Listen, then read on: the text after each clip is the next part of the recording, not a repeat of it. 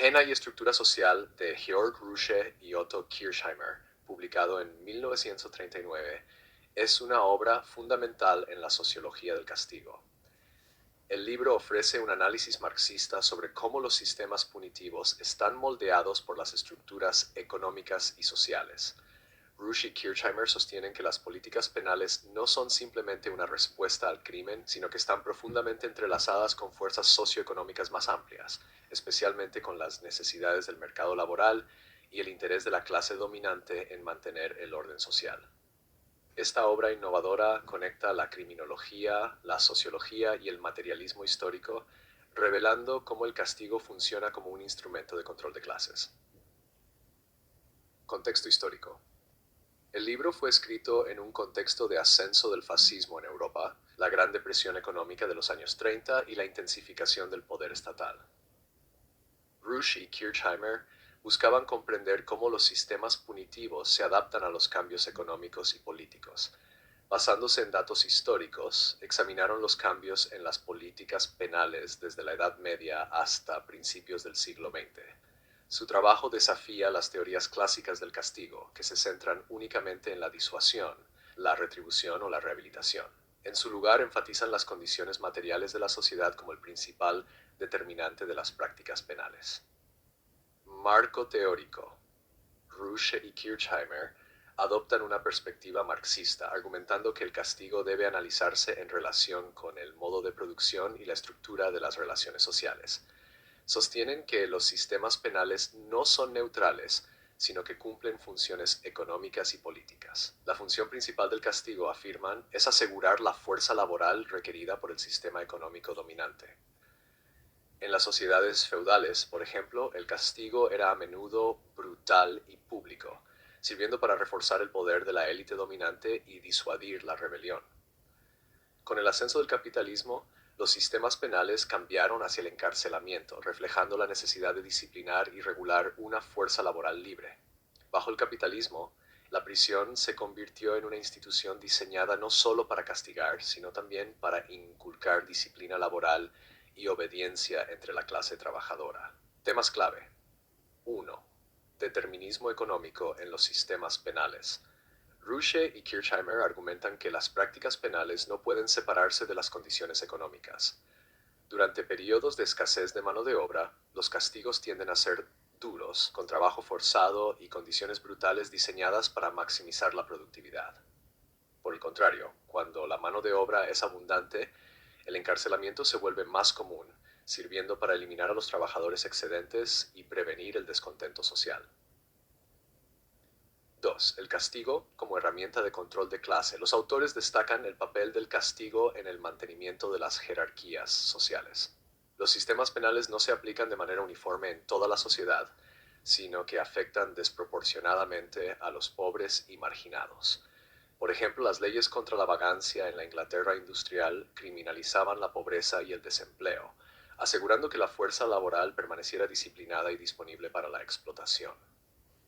Número 3. Transformación de las prácticas punitivas. El libro rastrea la evolución del castigo desde la tortura física y las ejecuciones públicas hasta el sistema penitenciario moderno. Estos cambios, argumentan, no son el resultado de un progreso humanitario, sino que reflejan cambios en las prioridades económicas. La transición del castigo corporal al encarcelamiento coincide con el auge del capitalismo industrial y la necesidad de una fuerza laboral disciplinada y dócil. 4. La crisis de los sistemas penales modernos. Ruche y Kirchheimer sugieren que los sistemas penales modernos enfrentan contradicciones inherentes. A medida que las economías capitalistas se vuelven más complejas y el desempleo aumenta, los costos del encarcelamiento se vuelven insostenibles. Los autores predicen que las sociedades capitalistas lucharán por reconciliar la necesidad de castigar con las ineficiencias económicas del encarcelamiento masivo. Estudios de caso y análisis histórico. Los autores proporcionan ejemplos históricos para respaldar sus argumentos. Por ejemplo, en la Europa medieval, el castigo era principalmente público y violento, reflejando la dependencia del sistema feudal en demostraciones abiertas de poder. Durante el periodo capitalista temprano, Con el auge de la industrialización, el encarcelamiento se convirtió en la forma dominante de castigo, reflejando la necesidad de regular la disciplina laboral. En la Inglaterra del siglo XIX, la introducción de las leyes de pobres y las casas de trabajo ejemplificaron cómo el castigo se utilizaba para controlar a los desempleados y forzarlos de nuevo al mercado laboral. Estos ejemplos muestran la adaptabilidad del castigo a las necesidades económicas de diferentes épocas. El castigo y la ideología. Rusche y Kirchheimer también exploran las dimensiones ideológicas del castigo. Argumentan que los sistemas penales se legitiman a través de ideologías dominantes que retratan el crimen como un fallo moral en lugar de una consecuencia de las desigualdades estructurales. Este marco ideológico oscurece las funciones económicas y políticas del castigo, haciéndolo parecer una respuesta neutral al crimen. Por ejemplo, la noción de la clase criminal en la Inglaterra victoriana trasladaba la culpa a los individuos en lugar de al sistema económico explotador. De manera similar, las narrativas modernas sobre la ley y el orden a menudo justifican políticas punitivas mientras ignoran las raíces socioeconómicas del crimen. Legado e impacto.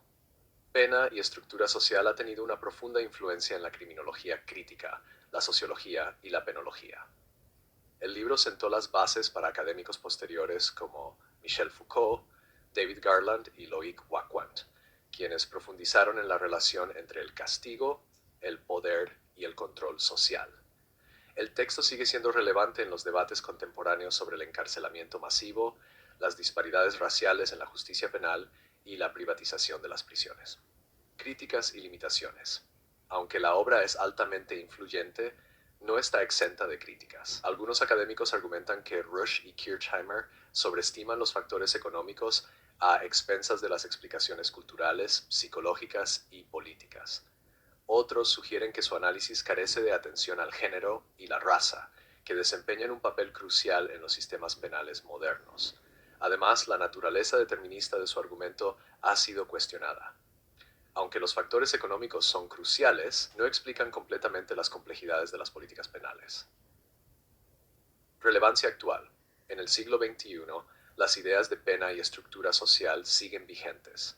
El auge del encarcelamiento masivo en Estados Unidos, el crecimiento de las prisiones privadas y la criminalización de la pobreza reflejan la tesis de los autores. Pena y estructura social de Georg Rusche y Otto Kirchheimer sigue siendo una obra clave para comprender los sistemas penales modernos.